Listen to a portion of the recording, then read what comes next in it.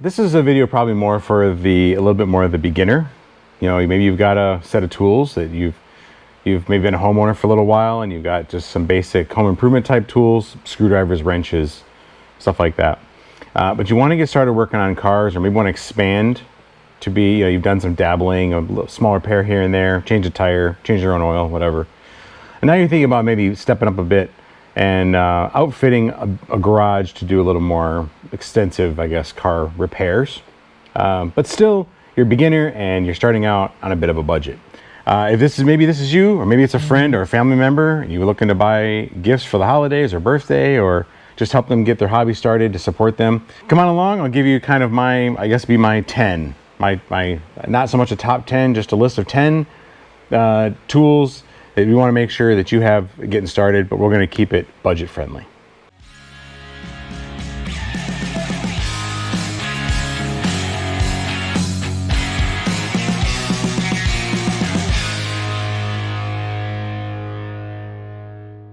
Before I get too deep, I should say this. Listen, there's a lot of good quality tools out there, and you're going to go through, as you see this list, you're going to see some that are going to be a little bit upper level of quality and some that are not. Some quality places like Matco and Snap-on, you've heard some of these with the tool trucks. They're good tools, and if you choose to use them and you've got the budget to use them, well, by all means, go for it. They're great tools. Most of us, though, we don't really need them, and Lord knows most of us can't even afford them.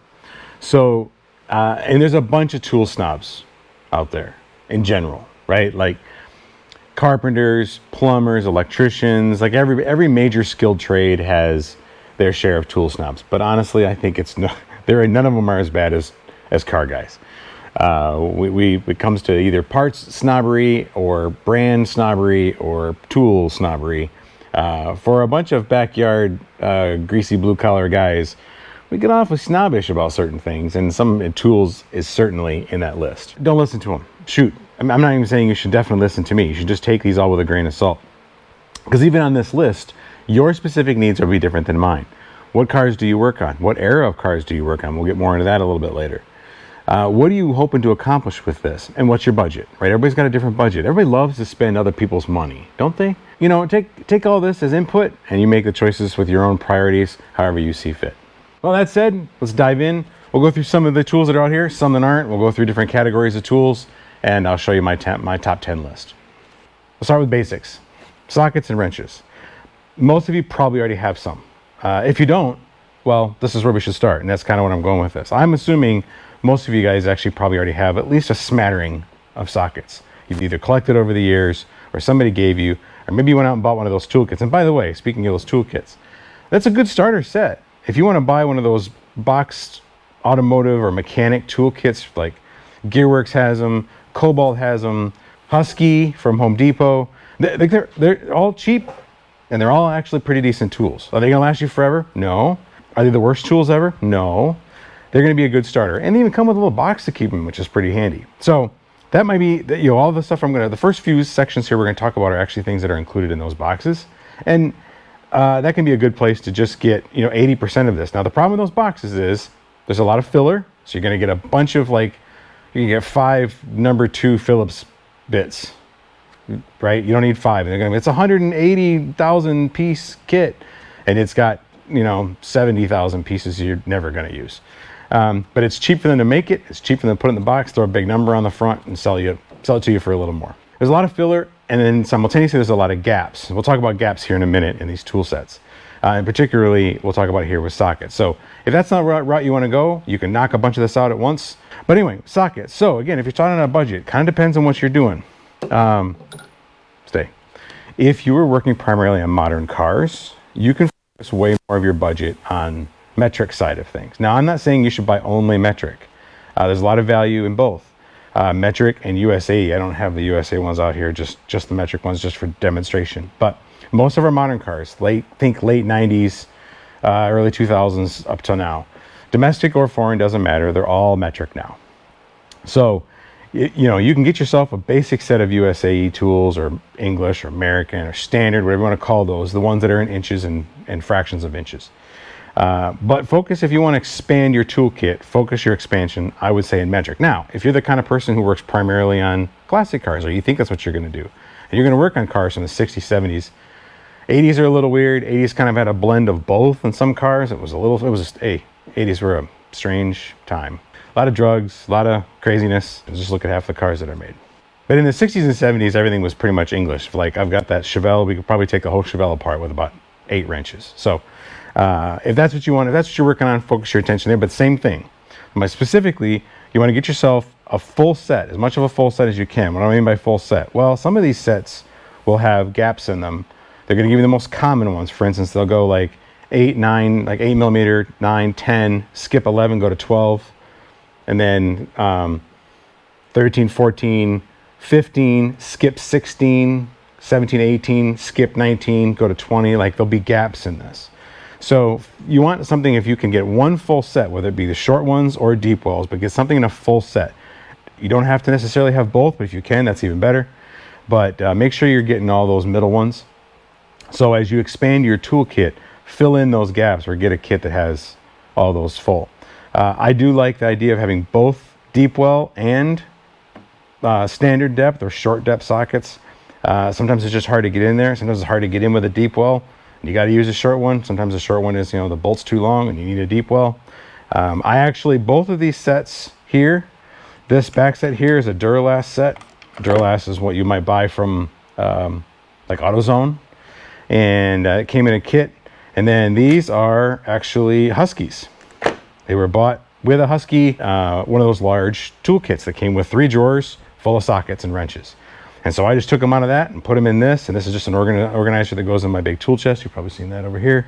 I also like to focus on, so these Duralast ones are a little bit better, on these 6-point sockets, which is actually the reason I have both in here, is these are a 6-point and these are a 12-point. See the finer teeth in here? The 6-point are a little better. They're a little more particular about what they go on. Like if you got a nut that's a little rusty, it's going to be slightly bigger. Or it's been dinged up a little bit, it's going to have some nicks and it's not going to be a smooth finish. Sometimes the 12 point's a little easier to get on there. The problem with the 12 point is they'll round off the bolt a little easier and they'll round off itself a little easier. These are small teeth in here. So they're a little more fragile. You're a little more likely to break them. So if you can get a 6-point, I'd recommend it, but get what you can get. Extensions. So normally, I like the 3-inch extensions. I have one of these. I do have one, it's not out here, but one particularly long one that I never use. I bought them in a kit. So it came with 3, I think this is a 5 or 6, and then like a 9-inch extension. The 9-inch extension stays in the door most of the time. Focus on the smaller ones. You can always extend them together to get a longer extension. But sometimes you buy these extensions in a kit, like 2 or 3 of them in a package. And oftentimes, some of the places that offer them in that way, offer them with a pretty good discount or coupon or whatever. So you end up with a longer one. No harm, no foul. But if you have a little bit extra and you want to get some extra extensions, just get more of these because these do bend and they can be difficult to use once they're bent. And these are also they don't sit in anything real nicely. They can be a little tall in the drawer. And they roll freely. So they tend to run away on you. Get more of them because you're going to probably lose them. Next one is spark plug sockets. A lot of these kits, again, you buy one of these kits, you're going to get at least one, probably a 5/8. This was a 5/8. This is a 13/16. You might ask, why a spark plug socket? What's the big deal? They're just a 5/8 socket. And they are. And I have used just a 5/8 socket on a spark plug when I couldn't find my spark plug socket. The value of the spark plug sockets is it's inside. It's kind of hard to see. I'll get you a better picture. But there's a little rubber grommet on the inside that the point of that spark plug pushes through. So when you unscrew the spark plug and you pull the socket out, you pull the plug with it. And that's really nice, especially when those plugs are down here and you got Sasquatch gorilla hands. You can't get into small spaces. It's nice to be able to just use this to pop them out. So these are really valuable tools. They're not terribly expensive. You won't use them that often. Obviously, you're only using them for spark plugs. But when you need them, and you don't have one, you'll wish you had one. Obviously, you got ratchets. This is a couple of 3/8 ratchets, different sizes and lengths. The longer the ratchet, the more leverage, but the harder it is to get into your tight spaces. So I have a couple of different lengths, and then a 1/2-inch one. The 1/2-inch one I find to be not terribly useful because it is not appreciably longer. You don't get that much more leverage, and generally, if you're doing something with 1/2-inch, it's going to be pretty heavy duty, and you wish you had leverage. So I always feel like every time I use this, I end up putting a pipe on the end of it to get my leverage. And so I don't use it that much. I tend to use things like an impact, but I didn't always have impact wrenches and either power tools or air tools. And so sometimes you just have to use one of these. And speaking of leverage, that's where one of these comes in handy. This is a breaker bar, they call it.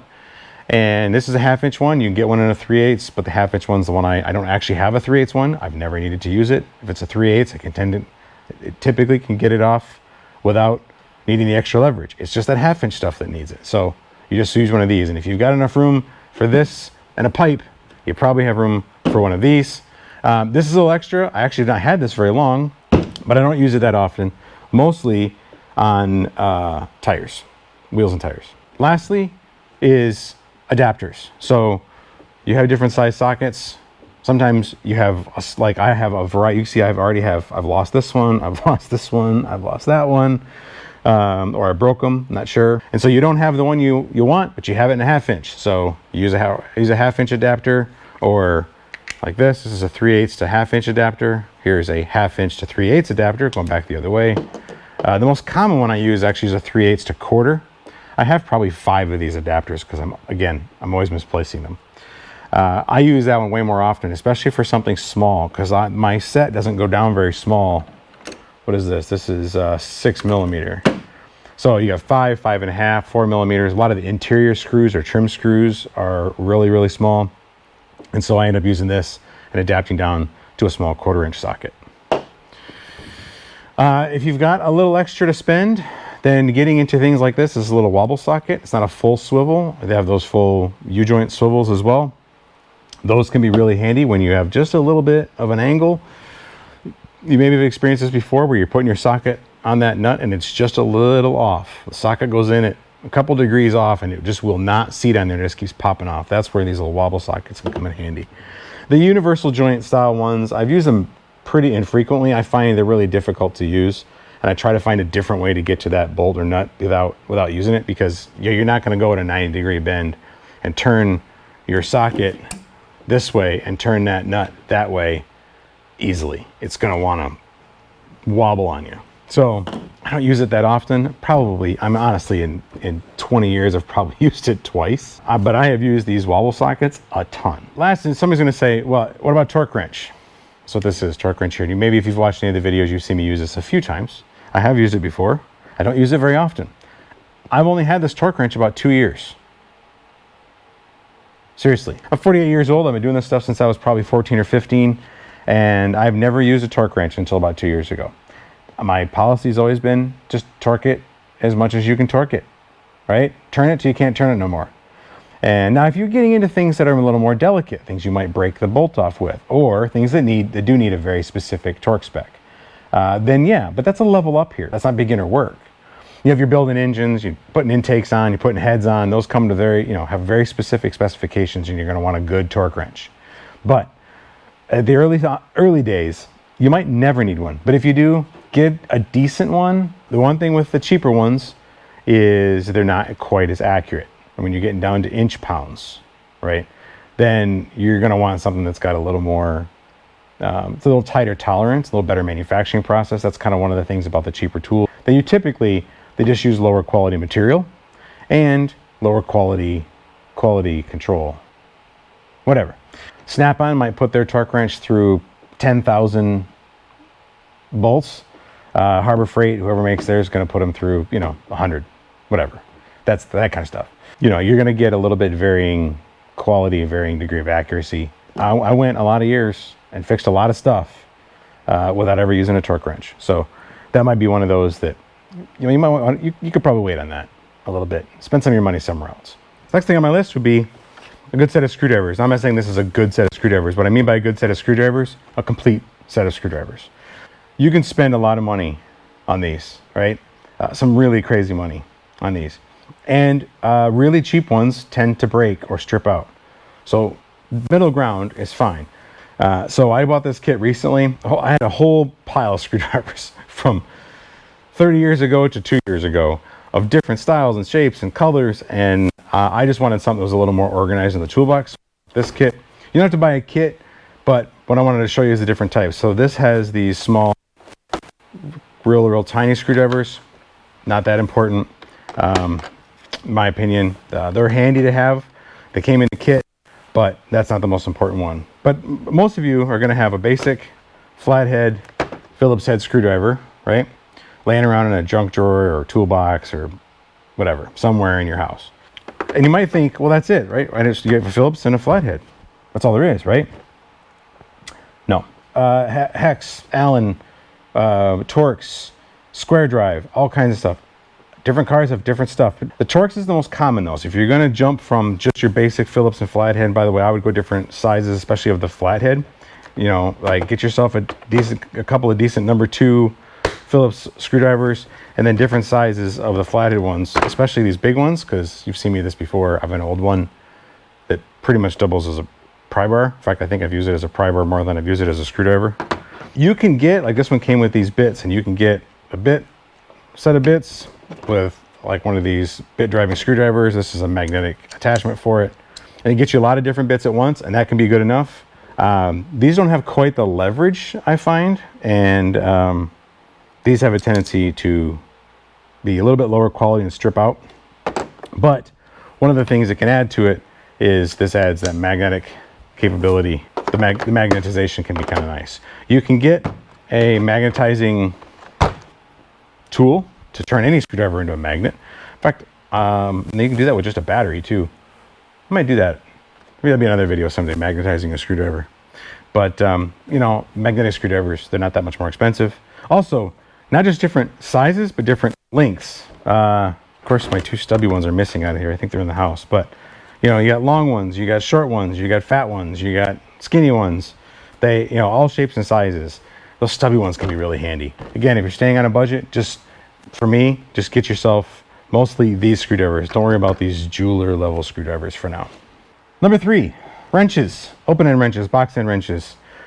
This might seem obvious, right? Just kind of like the sockets thing and screwdrivers. So, well, of course you need sockets and screwdrivers and wrenches. If you're going to do any wrenching, you're going to need wrenches, right? But again, I want to talk a little bit about the different kinds and where you want to focus. So these are all metric, okay? I do have some English ones. I have one set of English ones. They're an old set of Stanley. They're great, but I don't have a lot of English ones because I just don't use them as much. I use mostly metric. So I have focused my attention on expanding my tool sets into expanding the metric side of the wrenches, not expanding and buying more English ones. I have a good set of English ones, enough. So that way, instead of trying to buy a bunch of wrenches at once, you get a nice small set, and then when you want to put more budget into it, you're going to expand into some specialty versions of these. So this is a basic set of metric wrenches, and this one there's no gaps. It's 8, 9, 10, 11, 12, 13, 14, 15. Had 16, but I broke it. And no, this is also the Stanley. I bought a Stanley kit that had both English and metric, and I just broke the 16 millimeter. But that was, by the way, I broke it using it as a pry bar, not as a wrench. Guess I should use a screwdriver. When I wanted to spend a little more money on wrenches, and if you have a little more money to spend, then maybe you spend it on something like these. These are ratcheting wrenches. I bought this kit probably 3 years ago, maybe 4 years ago. Game changer, absolute game changer. And the whole time since then, I've wondered, why did I wait so long to buy these? Because they weren't that much more expensive. They're not cheap though. $40, $50 for a fairly cheap set. You can spend even more than that. This one did have some gaps in it, so it was 8. Some of these are off on the tool bench, but this is 8, and then I jumped to 12. It was at 8, 10, 12. It skipped 9 and 11, and this one only went to 15. It was a relatively low-end set. So at some point here, I'm going to expand this and buy some more and get some of the bigger sizes and fill in some of those smaller spaces. But man, the ratcheting wrench. And then I got these as a gift, and these are great. These are little stubby ones. So same ratcheting, but little short ones get into tight spaces. These also have the little notch on them to give you a little better grip and return. So they almost work like a ratchet. You can put it on that bolt, and you can rotate still on the bolt without accidentally unscrewing it or whatever, going the opposite direction. And so you can get a little more ratcheting style out of the open end as well. And I've used these quite a bit, way more than I thought I would. Again, I never thought I'd want to spend the money on them, but once I had them, I found myself actually using them, especially that 10 millimeter, which, 10 millimeters, most common one you use, most common one you lose. But get what you need for what you've got. I found for me the expansion was more valuable use of my money in the metric side of things. Now you've got your basic hand tools, right? You've got wrenches, you've got sockets, you've got screwdrivers. You can take stuff apart and put it back together. So now we're moving a little more into the more specialized automotive specific tools. And number one on my list is going to be a good jack and jack stands. These are 3-ton, so they hold 3 tons each. I've got another set of 2-ton that are a little smaller. These are tall ones. We'll get you a picture of the jack here. It's one of these Pittsburgh Tool Harbor Freight jacks. By the way, you guys, again, going on the tool snob thing, these guys are going to knock Harbor Freight. I've had a Harbor Freight jack for, I said this in a video before, probably 15 years. I have a low profile, long throw, high raising floor jack. I bought it 15 years ago. Had one of those, 20% off or whatever coupons from Harbor Freight, and it's been awesome. And I've never needed another one. So I'm not saying Harbor Freight tools are awesome. I'm not saying other tools suck, right? But don't just dismiss it just because it's Harbor Freight. They have a very good warranty policy. They have a very good return policy. Unfortunately, they have had some challenges, let's say, with these kind of equipment. They had a set of jack stands a few years ago that got recalled. I don't remember the original recall. I think it had something to do with the teeth in here would break off, and then they recall them and replace them with another set, and the other set had an issue where they would split up here. There was a weld in the middle, and they would split there, and so they recalled the replacements for the recall. It was a rough year for the guys at Harbor Freight. Now you can always improvise with some of the height problems. You got some short ones, you got a tall vehicle, you can throw them up on blocks or 2x8s or whatever, Lord knows. I've done some creative stuff with jack stands, by the way. I'm a walking OSHA violation, so, I wouldn't do as I do as I say. Is that right? What my dad used to say. Do as I say, not as I do. With safety equipment, though, I would say I do tend to prioritize quality.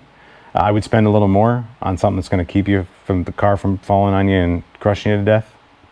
I'm sure your loved ones also probably would like that very much. So, maybe don't skimp out on safety stuff, but you also don't have to spend stupid money on them.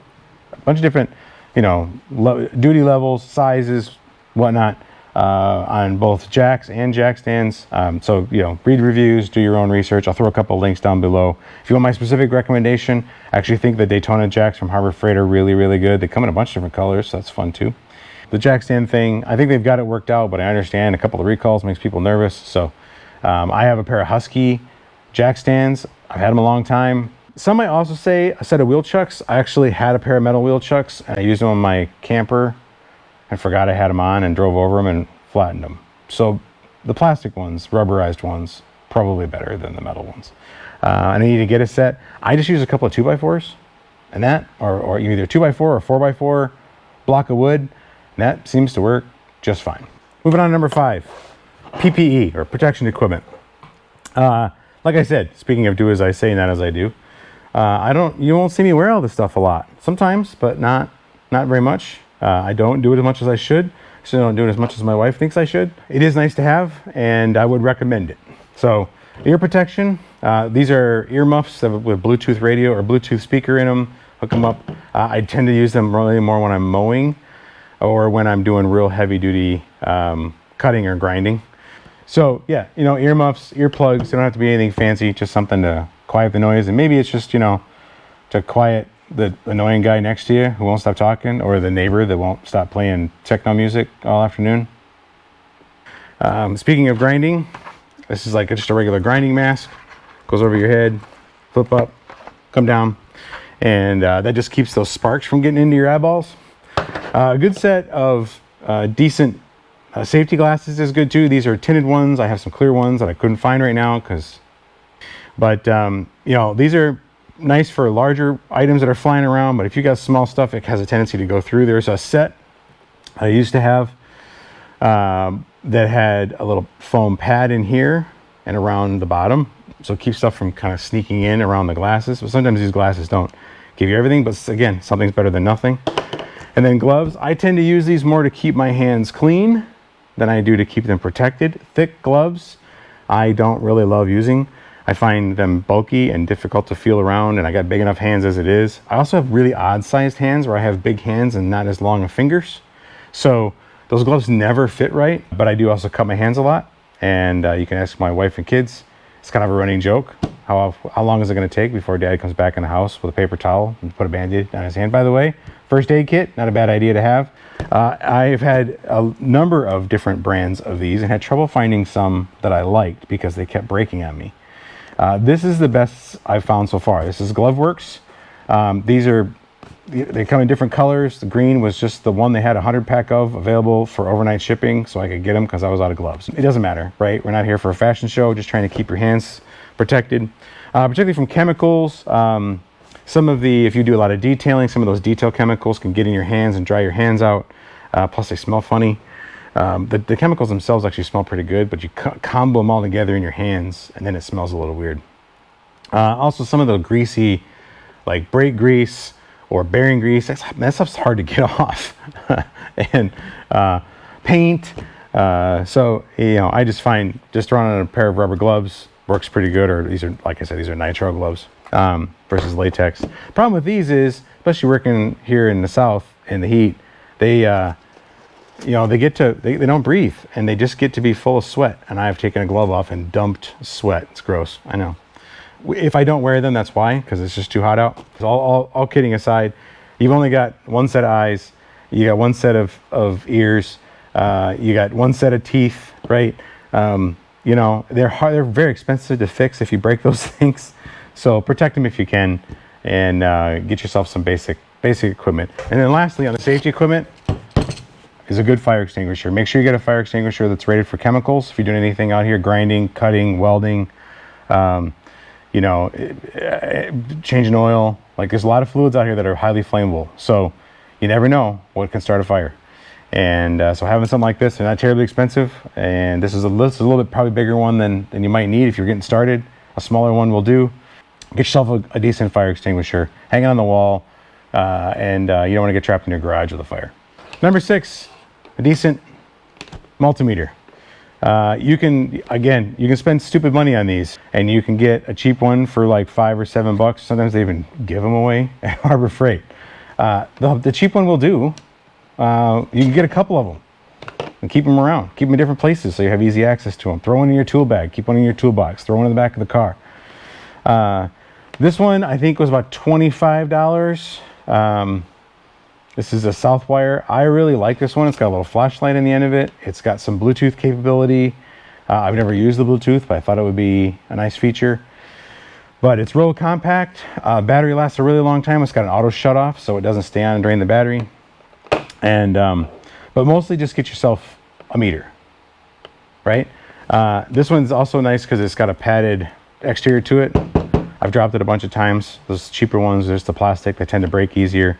So if you've got a little bit more, spend a little bit. It's a nice tool to have. It's a nice tool to have some nice features in, so you can level up a little bit on your meter. But if you don't, and you're just trying to get in on a budget, get the cheap one from Harbor Freight, and it'll be fine. So now we get to number 7 on my list, and that's a decent toolbox. You got all these new tools, you gotta have a place to put them, right? Now, depending on how much you've picked up here, like if you've picked up one of those mechanic boxes, it comes in its own box that can hold most of your stuff. Maybe you don't even need a toolbox this big. This is a decent sized one, but it was still relatively cheap. This is a Husky brand. I got it at Home Depot. It actually came as part of a kit. There's a rolling toolbox. It's actually my welding cart now.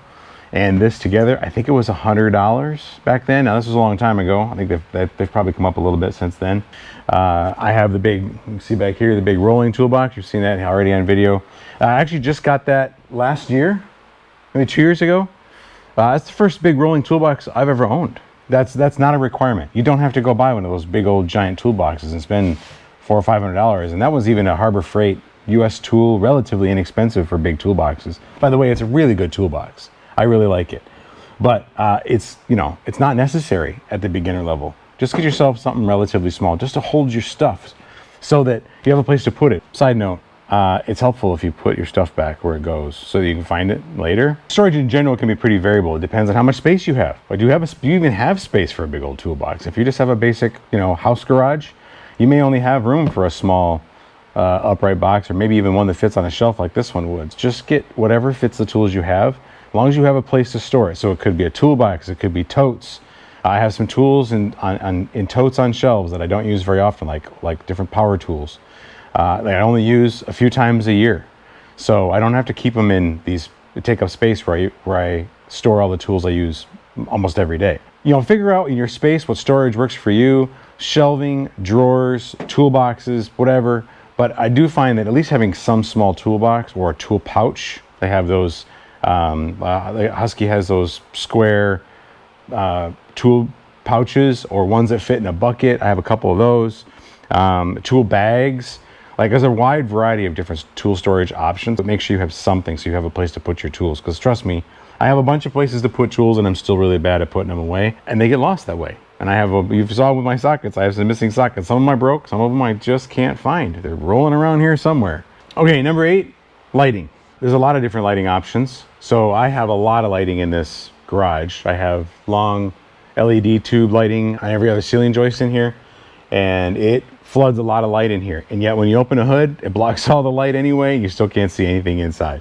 So it is important to have some portable lighting. You could be a lighting on a stand, like those big halogen lights. They do create a lot of heat, and that can be uncomfortable. They have LED versions that are a little better. I have a set of those.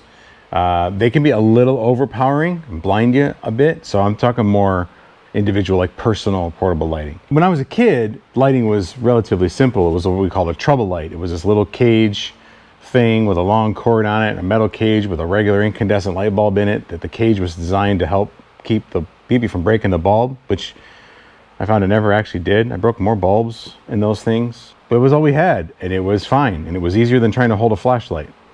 But today we have a lot of different lighting options that are pretty inexpensive. LED lights have gotten real cheap. So I'll walk through a couple of different options that I have. One of the early ones I got was this basic Husky flashlight. It's a pretty good flashlight. It's pretty bright. It's got a varying, like, floodlight to spotlight kind of beam. I don't even know if they make this model anymore. They do make one very similar to it now. This is several years old. This thing's a beast. I've had this light a long time, and it has never failed me. And then I picked these up. Man, where did I get these? I think I actually got them at a local overstock or return auction. They're pretty nice. They're pretty bright, and the different lighting options, light levels, and they're magnetic, which is pretty handy. You can stick them up underneath the car. You can stick them in relatively small spaces, and they will kind of light 180 degrees. And I find I use these a lot. I mean, there's even like rust stuck onto the magnets. I've used them so many old cars. I do like the magnetic lights. This is a little small one that is, it's got a magnet on the back side of it. And I like this one because it has a flexible head. And this one I got on Amazon. I'll throw a link down there if you think about something like this, but it's a nice little torch light, and it's got the clip on it. You can clip it on the bill of your cap and have a headlight. It's also small enough, you know, we can hold it in a while if you have to. But I do find the headlight makes it a lot easier, so you don't have to do that. I picked this up a long time ago. This is relatively old. There are much nicer versions of these. I'm not even going to put a link to this one because this one's old. I'll put a link to the one that I would suggest you get. It's more of a flat bar that goes across your head. It's got a wide beam with a small spotlight on the side. There's a handful of companies that make them. That's when again, I'm a bit of a cheapskate. So this works. I actually have 2 of them.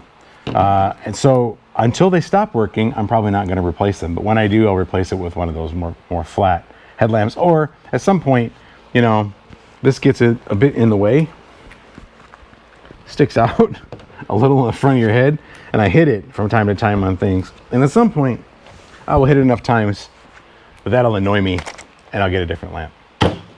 A lot of guys will tell you, if you're into like the Ryobi or Milwaukee line of battery-powered tools, get yourself a nice 18 volt or 20 volt, 12 volt, whatever it is in the different lines, battery-powered light. This is a great light, and I kind of got, I would say, sucked into that idea. It's not that it's a bad idea.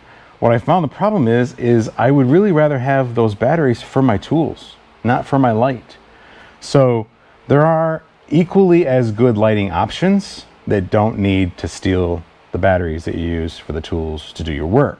I do use this a lot because I have it. Again, I already have it now, so I might as well use it. But I actually prefer something like this over this. The nice thing about this light is it's actually two. So you can stand it like this, and then you can hit the button once. I don't have a battery in it, but you can get both lights on, or just the top or just the bottom. And then it also has a hanging option, right? So they are handy, and these guys like Ryobi and Milwaukee, they do all kinds of creative stuff with their tools to make them more useful, and that's great. And I use them, but there's a bunch of companies that make these that do the same thing, and they're a little cheaper, and they don't take your batteries from your battery powered ratchets and impacts and all that. So I would suggest, if you already have a bunch of Ryobi tools or Milwaukee tools, and maybe you find a deal on something like this, like sometimes this can be a throw-in, like you buy a 2-battery kit from like a Father's Day sale or something like that, and you pick a tool, you might pick the light, then maybe you go that route. But if not, and you're just looking to expand light, I really recommend something like this. This is actually Commercial Electric, so it's a brand. It's not just like some Yahoo's light. I think they sell them at Home Depot, or at least Home Depot sells Commercial Electric lighting. I'll see if I can find a link for it. I didn't get it online anywhere. I bought it a long time ago, like I said, at an auction. Anything that you have a little magnetic base is pretty handy, or a hook on it. When we talk about lighting, people often get a little snobby about brand. Surefire, Olight. I have a couple of Olight flashlights that I keep in the car. I have a mag light, like an old school mag light, those giant, D cell. It's more of a nightstick. It's almost more of a self-defense weapon.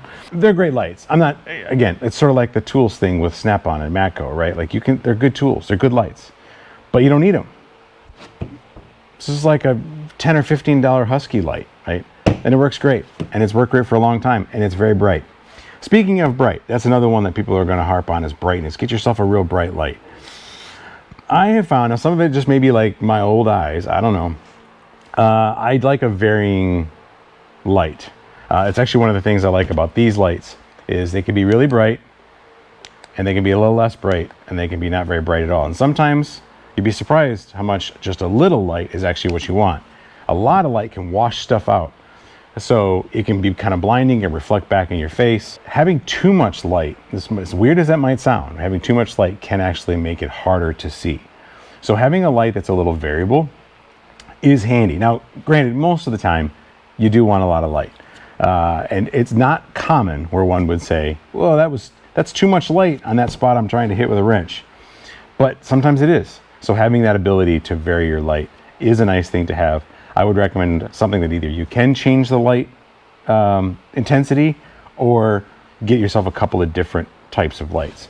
This is actually where something like one of these little tiny flashlights is really handy, because they're not terribly bright. You just need to add some light to the space that's already there so that you can see what you're doing. It doesn't need to, light up the backyard with it, right? All right, so you have all these tools and toolboxes and whatnot, and you get working on your cars and you make quite a mess, which brings me to my number 9. You need to clean this mess up once in a while. So various cleanup tools. For a long time, I just had a broom and dustpan, and that worked. In fact, I had a little small whisk broom for the top of my workbench. I had a little like 4 foot wide, 4 foot long, workbench, and a little whisk broom and a small dustpan and a regular like household broom and dustpan for the garage, and that works just fine. You want to bump up a little bit, you're gonna have a lot of cleanup. A lot of these cars, you get a little bit of rust, you got stuff knocked all over the ground, or you've spilled something, you throw some oil dry out, and now you've got or some kitty litter, and you got to clean it up. So just a very simple setup. I've got a couple different options here. This one is a nice little one. It's an RV. It's designed to use in an RV. We got it for our camper, and we found it, we didn't really like it for that. It works really good out here though. This has its own little built-in dustpan, and it has a angling head on it. And this is actually, really in this state right here, in this little short state, is where I actually use it the most. I don't use it that often though. Again, for cleaning off like the workbench and stuff. I don't use it for the floor very much. This doesn't lock in very good. This is the one I actually use the most when I'm just using a broom. It's a broom with a dustpan, and the dustpan is a standing dustpan, right? So you set this on the floor, and it allows you to sweep in without having to have try to hold the brush and all that on the ground with one hand and this tall handle sticking up in the air. I use this probably 80% of the time for cleanup. Save on your back from bending over, picking up the dustpan off the floor. It's got a little teeth on it where you can clean the bristles of the brush off with all the dust and cobwebs and whatnot that I sweep out of here. And it was super cheap, and like I said, it's been a really super valuable tool, and I use it probably most of the time. So if you're gonna spend a little more, then you go, you know, add a shop vac, basically. I have always been a bit of a rigid guy, so I've got the big rigid shop vac here. I've had this one a long time. It's pretty good. It's a big one. Probably overkill for the garage here. It's kind of a multi-purpose shop vac. We actually bought it when we were doing some construction on the house, and it just got kind of for space storage. It gets put out here, and so I tend to use it. I got this one again. I said that about the lighting, about using it with your battery packs. I got this one in a bit of an impulse buy, and uses the Ryobi 18 volt system, and it's an okay vac, and then it quit, and I figured out what's wrong with it yet. Works sometimes, doesn't work other times. Not a huge fan. I like the form factor. I like the size. Like this big rigid one is a little bit overkill out here, so I will probably end up with a smaller shop vac for like vacuuming out the car, or cleaning up again stuff off the workbench that it's hard to sweep. I love the idea of this Ryobi one, but the application of it wasn't so hot. So one of these days I'll tear it apart and see if I can fix it, because I don't throw anything away, but I wouldn't recommend it. I hear both the DeWalt is gotten much better over recent years. In fact, some would even argue DeWalt's the leader in the wet dry vac market. Craftsman actually makes a decent one. I know Craftsman isn't what Craftsman used to be, but the Craftsman shop vacs actually, I had one in the past. It worked pretty good for me. Get yourself a small little vacuum, clean out your car, clean out your workbench. Just kind of find something that works for you and something you can fit in your shop. Last but not least, you're just getting started out, pick yourself up one of these OBD2 sensors. I use this might be, outside of like a 10mm socket, this might be my most used tool. I use these things all the time. Now I do a lot of picking up of different cars, junk cars, used cars. It feels like there's always something. Some engine code come up on whatever we're driving, so I find this is really valuable. If you're going to do kind of extensive work on cars, you might find too this might be the most valuable tool in your toolbox. You can spend all ranges of money on these things, from $25-30 for a relatively cheap one up to, you know, thousands of dollars for a high-end, you know, bi-directional scanner like this one. I've done videos on both of these, this one as well as this X tool, and I'll link those here. You don't have to get any of these ones, but one like this little Bluetooth one, or one that has its own little screen on it. Like I said, they range pretty widely in price, and getting one for under $50 is not hard. So I would suggest one of those. Later on, when you've got a little more money to spend, maybe you step up to a different tool, but you can diagnose a whole bunch of problems and solve a whole bunch of problems with just a simple tool like this that connects to your phone, and save yourself a lot of diagnostic costs to the dealership or a mechanic. So I bought this one several years ago, and it's been an invaluable tool. I've more than paid for the cost of that tool. Get yourself an OBD2 reader, and I don't think you'd be disappointed with it. But let's say, you know, you got a few extra bucks and you're trying to get a little more advanced automotive tools. Here's where I would go kind of next. First thing I would get is a battery charger. I've actually had a couple different chargers. I had an old, you know, liquid boiler type charger. It would just charge anything years and years and years ago. The blue smoke got let out and it quit working, and so I had to get rid of it, and I haven't replaced it yet. I'd like to get another one, because these smart chargers are, well, honestly, they're not so smart all the time. If the battery's too low in voltage, I've talked about that before, the battery charger won't detect the battery as a good battery, or as a battery at all, and won't give it a charge. That's actually happening on the Firebird behind me here. It detects it as 0 volts and turns off.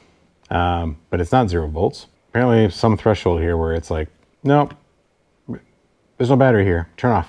So having a more, an analog or a dumb charger per se would work better. But these are relatively inexpensive and you can pick them up everywhere. So start here.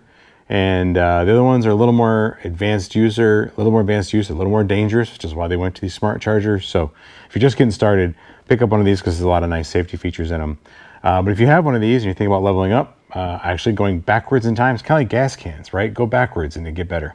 The next thing, kind of in a similar vein, would be one of these jump boxes. This is a really small one. They have bigger ones. Some of them have all kinds of cool features, like this one's got a flashlight in it. Some have a little small air compressor for, you can at least top off your bike tires or maybe your car tires if you have a relatively small car. I don't think you're probably doing big truck tires with it, but that can be really handy if you're stuck with a dead battery. Like I always tell people, you get your own car, first thing you should get is a set of jumper cables. And if you're a parent and you get your kid a car, the first thing you should get them is a set of jumper cables. Always have jumper cables in your car. You never know when you might need them. But the thing with the jumper cables is you always need another driver. You always need another car to jump off of. And sometimes that's not an option, especially if you're out in the middle of nowhere. So having one of these jump boxes, this is kind of a newer thing for me. I've been an old school jumper cables guy, but having one of these jump boxes in the car can be really handy. Now again, kind of like the smart chargers, these have a threshold where they just won't jump the car. If it's too weak a battery, they won't do it. So that's where the jumper cables come in. You'll just pull off a good battery and you can jump a car. Still, these are relatively inexpensive. They do range pretty widely in price. I think I paid about $50 for this one, so not very much money. There are better ones than this. This isn't the best one I would recommend. I'll put a link down below to one that I would. It works okay. Specifically in this case, this isn't a tool review, but in this case, I don't love the clips. The battery's fine. It's not a real strong battery. Like I said, if it's real low voltage, it's not going to charge it. But for most of the uses, it works okay. But these plastic, they just have a very, very tiny metal jaws in them. And they have a hard time clipping on almost any battery. Like side post battery, they slip off because they're too big. And a top post battery, they don't open hardly near far enough. Like you really got to squeeze them real wide to get over that top post. So I find that they work equally bad for all batteries. So I'll post a link down to a better one. But again, kind of like everything else, it works. And so far I haven't had a motivation to replace it. The next level would be various power tools. So you may have a number of power tools like saws and drills and stuff for your house, but they're a little different when it comes to automotive stuff. The small little impact driver, like you get a kit, drill impact driver, a little 1/4-inch impact driver. I actually had that for a long time and did a lot of stuff with it with the car, and it worked great. If you have one of those, you can get a socket adapter and you can put sockets on it and you can drive stuff pretty good. The only problem with those is they don't have a ton of torque. So when it comes to automotive stuff, some of these things, these bolts are on pretty tight and they need a little more juice. So that is not going to cut it. It can work great for small stuff, and I do use it a lot. The other problem with them is, given its level of torque or lack thereof, it's kind of bulky. Like those are good size pieces of equipment. Even the small Milwaukee one that I have, a 12 volt. For different levels here, this is so going top to bottom, I guess, in size. This is a big 1/2-inch impact driver. Ryobi's one. A lot of these cordless ones are very much the same. Let's talk a minute about cordless versus air. So the cordless ones are obviously a little more expensive. They're certainly heavier. This is a heavy tool. It doesn't even have a battery in it yet. If you're doing a lot of stuff, this can get tiring after a while. You end up with two hands. Versus an air tool, this is just a smaller one. This isn't quite the bigger high torque. This is smaller, low profile, what they call stubby impact. And so it doesn't have quite the power that this one has. There are more powerful ones than the Ryobi for sure. So these are much smaller, much lighter, but you have an air hose to deal with, and you gotta have a big compressor. And those big compressors are kind of expensive. I happen to have one. For the impact drivers, you really gotta have a pretty decent sized compressor. I would say probably a 20 or 30 gallon minimum. I had a 10 gallon, 15 gallon for a while. It would barely run it. They'll say, they give you a cubic feet per minute. I think it's usually 4 or 6 cubic feet per minute at 90 PSI, which that compressor said it would do, but it lied. And even then, whatever it was maxing out at, it would only do it for about 30 seconds and it was out of air. So you need high volume air for long periods of time. You may not have room for a compressor. You may not have the money for one. And if you already have a system like Milwaukee or Ryobi or one of the others, a lot of them, even Cobalt has an impact driver, and you can usually get a deal on an add-on tool, maybe get an extra battery or charger. The other one that I found, I got this as a gift in a kit recently, and it has been a game changer for me. It's another one of those tools where I'm like, I don't get it. I don't understand the draw. And then I got one, and I use it all the time. And that is a power ratchet. To be able to just stick that on a bolt and pull the trigger and have it back that bolt out, man, I just, you know, you never realize how tired your hand gets, especially if you're in a tight space where you've maybe been there a little bit, where you get like one notch on your socket. You're like, let's go 1/100th of a turn here and take this bolt off. And this one, you just stick down and pull the trigger and it backs it off for you. So they're not super cheap. You can get cheaper ones, and they come in various power levels, I guess, like torque levels. This isn't a torque monster. It's not an impact. They do make longer ones. They do make some that have an impact. They get pretty pricey when you get to the impact levels of these, because it is a small tool. You can see what's required to give real impact in a tool. This is just not going to do it. The materials inside are too small, and with that kind of impact, they'll just break. But it can be a really valuable tool. Again, if you're already in the Milwaukee line, a lot of them, I think all the same ones, like Ryobi has one, Cobalt has one, DeWalt has one. So if you're in one of those tool lines, it might be a nice tool to add on to. And of course, this never ends, right? There's a never-ending list of tools you can get. From this point, these are generally true for all cars. After this, you're really going to get more, I think, more specific into what you're doing. So very specific jobs like brake kits, brake bleeders, you know, different hand tools, or large sockets for bearing nuts and stuff like that. Like you're going to end up adding tools as you have a project that requires it. So as you get after this point, you know, save some of your budget for when those things come up. And sometimes you just add them on when you do that project. So, you know, you're going to spend $50 to do a brake job instead of spending $300 to pay the shop to do it. Well, now you got a little extra money saved in that process. Maybe throw 35 or 40 bucks at one of those brake compressor kits and then throw it in the shop. But again, it all depends on how much storage you have. If you can't store it, it doesn't get any good to have it, because you're just going to lose it. Well, there's my list. You guys probably have a different list, and that's cool too. Post it down below and in the comments if you've got other things on your list that I didn't include on mine. This is just a beginner list, and it's just, like I said, it's just mine. So I hope that was helpful for you.